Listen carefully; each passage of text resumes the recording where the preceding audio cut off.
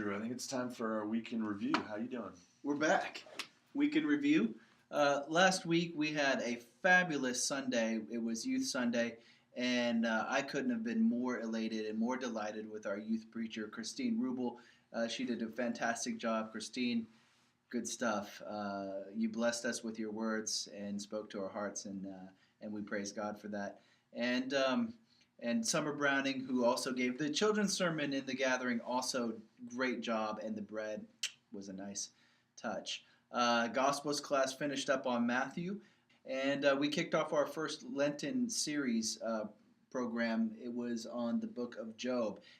Well, as Drew said, this past week we had Youth Sunday, which was great. A big crew of helpers. Thank you to everyone who ushered and chaliced and everything that everyone did to make this happen.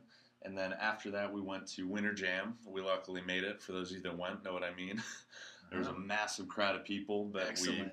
we luckily made it in. We had about 10 kids that came with us. Sweet. Pictures are up on the website. And we also had Bible study last night. We started a 5-week series on Isaiah. Yeah. And we talked about trust last night. If you go to the website, it has a list of the topics under the Bible study tab if you want to check those out. Cool. And now it's time for our look at what's ahead. Our look at what's ahead. As I mentioned, the gospel class continues. This week we're doing Luke, so visit us in the music room at 9:20 Sunday morning. This Sunday also, I'm going to be with you, Christian, at the EYC pit stop, and then we continue with our Wednesday night series next week. I believe we're doing Song of Songs, which is an awesome text. And Christian, what about your week? Well, as you said, you'll be there with us on Sunday for youth group, which is going to be great. Mm-hmm. And then we will have Bible study this coming Wednesday once again for week 2 of the Isaiah study. And then on Friday, we're actually going to be going to Eastern Shore Chapel for a mid-high lock-in. So make sure you sign up for that if you haven't. It's $5 plus a canned good for their pantry. So you can't beat that. It goes 7 p.m. until breakfast the next morning. And now it's time for our third segment.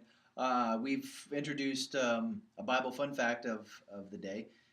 We've done joke of the day. Now we're introducing a third segment we like to call our music pick of the week. I found off a website that you actually gave me today called ember.com. There was a band called Frightened Rabbit. And they're not an overtly Christian band, but the song has a lot of religious undertones to it. And can be interpreted as having a religious message. So I encourage you guys to go to the website, and under the devotional tab, there's a brief post there for you to comment on and share your thoughts, and also share any other songs that are by Christian artists or by secular artists and that bring you closer to God. That's great, Christian. I love music that helps us to go deep and think more deeply about who God is and what He does in our lives, and can do that in a rich artistic way. It sounds like Frightened Rabbit does that, and I'm excited to check him out. So very cool, very cool. That about does it for this edition of the Old Dobros.